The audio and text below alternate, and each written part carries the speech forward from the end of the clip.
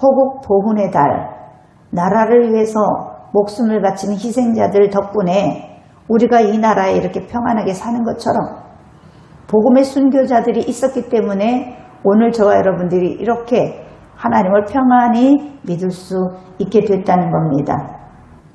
고난 속에서도 핍박 속에서도 믿음을 굳건히 지키고 예수 그리스도의 이름을 버리지 않은 사람들, 비록 세상이 보기에는 초라하고 비참하게 죽어갔던 사람들일지라도 그들을 믿음의 사람이라고 성경은 얘기합니다. 교회 안에도 그런 분들이 있습니다. 오래 섬겼는데 드러나지 않고 숨어서 계속 섬기는 사람, 아무도 알아주지 않아도 묵묵히 자기 할도리를 하는 사람, 마찬가지. 가정도 마찬가지예요. 가정에서도 울면서 버티는 사람이 있습니다. 자녀를 위해서 기도하면서 긴 밤을 보낸 분들도 있습니다. 그리고 교회를 위해서, 가족을 위해서, 누군가를 위해서 조용히 눈물로 기도하는 분들이 있습니다. 사람들은 모르죠. 사람들은 지나칠 수 있습니다. 쉽게 잊을 수도 있습니다. 그런데 누가 아셔요? 하나님은 아신다. 그렇게 하나님 앞에서 하는 작은 헌신도 결코 작지 않다. 하나님 앞에서는 숨겨진 눈물도 사라지지 않습니다. 그리고 하나님 앞에서는 비록 내가 이름 없는 작은 교회 안에 성전 안에 길을 가다가라도 어떤 작은 휴지 조각을 하나 집어서 쓰레기통에 넣는 그 작은 행동까지도 하나님은 결코 헛되게 보지 않으신다는 거예요. 그래서 세상은 결과를 기억하지만 하나님은 믿음을 기억하십니다. 꼭 믿으시기를 바라겠습니다. 본문의 믿음의 사람은 그 고난 속에서도 무엇을 바라봤나요? 더 나은 부활을 바라봤다고 합니다. 어떤 사람 조롱받았대요. 채찍질을 당했대요. 그리고 결박당하고 감옥에 갇혔다고 성경은 기록합니다. 그리고 어떤 사람들은 돌로 침을 받는 고난을 당했습니다. 어떤 사람들은 궁핍과 환난과 학대를 받았습니다. 어떤 사람은 광야와 산과 동굴과 토굴에 떠돌았습니다. 이 복음 하나를 지키기 위해서. 그런 이들의 삶이 평안했을까요? 결코 평안하지 않았습니다. 우리가 생각하는 복된 삶과는 정말 거리가 있어 보이죠. 마찬가지입니다. 누군가가 앞장서서 목숨을 내어놓지 않으면 그 나라는 서지 못하는 겁니다. 마찬가지입니다. 영적인 세계도 깨어있는 저와 여러분들 때문에 하나님 나라는 굳건하게 서간다는 것입니다. 세상의 기준으로 보면 얼마나 초라하고 얼마나 불쌍합니까? 그런데 성경은 그들을 향해서 말을 하지요. 이런 사람은 세상이 감당하지 못하느니라. 놀라운 평가입니다. 세상은 그들을 진짜 감당하지 못했습니다. 왜냐하면 세상은 그들의 믿음을 꺾으려고 핍박하고 채찍하고 죽이려고 했어요. 그런데 결국 죽음을 내어줄지라도 그들의 믿음은 꺾을 수가 없었습니다. 세상은 그들의 몸을 가둘 수는 있었습니다. 그런데 그들의 믿음은 가둘 수가 없었어요.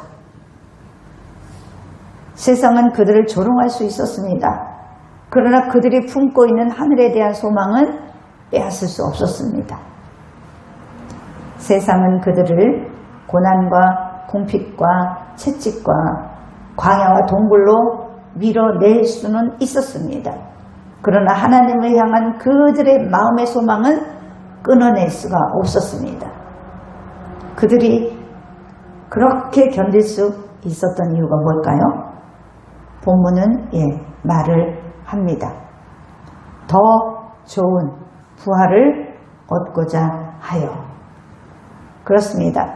복음을 부인하면 옥에서 건져주겠다. 이런 제안들을 무수히 많이 받았던 그 사람들도 구차하게 옥에서 풀려나기 위해서 복음을 부인하지는 않았다는 거예요. 우리가 잡고 있는 이 복음이 얼마나 소중한 것인지 모릅니다. 그런데 우리는 이 복음을 너무 쉽게 하는 것이 문제이죠. 믿음은 현실을 모르는 척하는 게 아니에요. 믿음은 아픔을 느끼지 못하는 것도 아니에요. 믿음은 아무렇지 않은 척하는 것도 아니에요. 믿음은 어떤 거예요? 어떠한 고난과 환난과 핍박이 있을지라도 마지막을 바라보는 것, 더 좋은 부활을 바라보는 것. 그래서 지금 믿음은 보이는 현실보다 하나님이 약속하신 미래를 더 크게 붙잡는 것을 말합니다. 그러니까 믿음은 이 땅에서 인정해 주지 않아도 하나님 나라의 완성을 바라보는 것, 그런 것들을 바라봤기 때문에 믿음의 사람들은 끝까지 견딜 수가 있었습니다. 저와 여러분도 마찬가지입니다. 사람이 알아주지 않으면 너무 속상합니다. 가정에서 내가 헌신하는 것을 남편이 몰라주고 자녀가 몰라주면 너무너무 속상합니다. 그런데 그렇게 모두가 알아주지 않아도 하나님은 아시기 때문에 속상해할 필요가 없습니다. 세상이 기억하지 않아도 하나님이 기억하기 때문입니다. 그리고 세상에서 보상받지 못해도 하나님께서 더 좋은 부활로 우리에게 갚으실 것이기 때문에 너무 속상해하지 않으셔도 됩니다. 여러분, 우리도 믿음 여기에 서야 합니다. 우리는 이 땅에서 모든 것을 다 보장받을 수 없습니다. 오래 기도했다 할지라도 당장 응답이 보이지 않는 것들도 있습니다. 참고 견디는데도 점점 더 외로워질 수도 있습니다. 그러나 그것이 우리의 믿음이 헛되다는 뜻이 아닙니다. 중요한 것은 하나님이 기억하신다는 겁니다. 하나님이 기억하시는 것은요, 절대로 사라지지 않는다. 위로받으시기를 바라겠습니다. 하나님 앞에서는 내 마음속에 숨겨진 눈물도 잊혀지지 않습니다.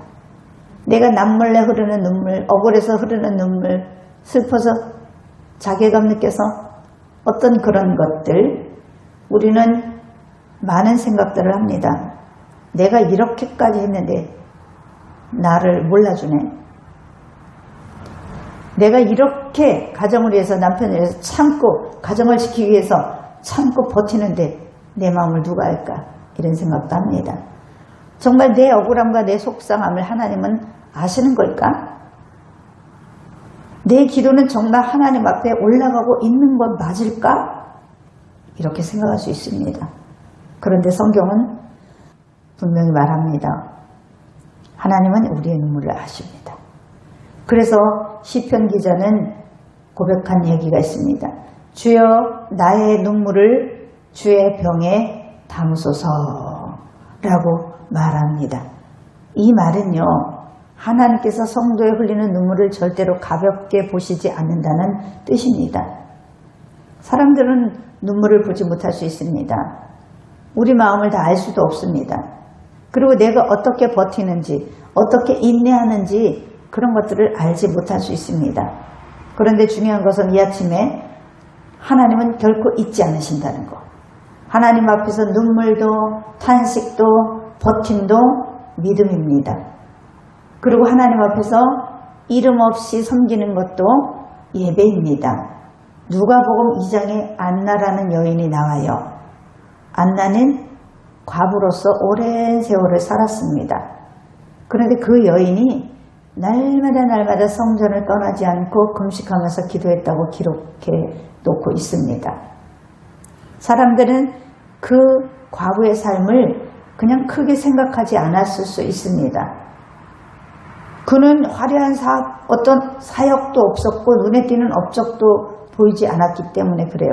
그런데 성경에서는 하나님은 안나를 기억하셨다고 기록합니다. 그래서 그 안나의 오랜 기다림 속에 어떤 일이 일어나는가 하면 하나님은 안나에게 실제 메시아이신 아기 예수님을 보게 하는 영광을 얻었습니다.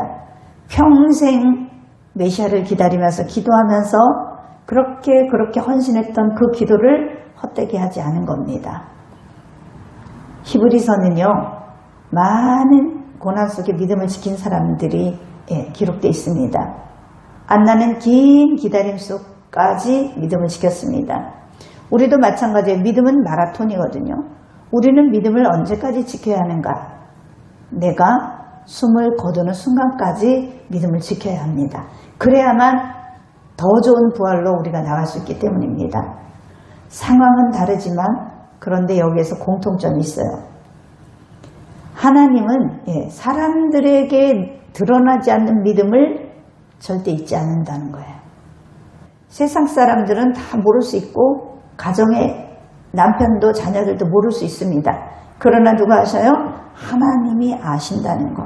그래서 이렇게 달려나온 발걸음 또 눈물로 기도한 자리는 절대로 하나님 앞에서 잊혀지지 않고 하나님은 기억하신다는 것을 꼭 기억하시기를 바라겠습니다.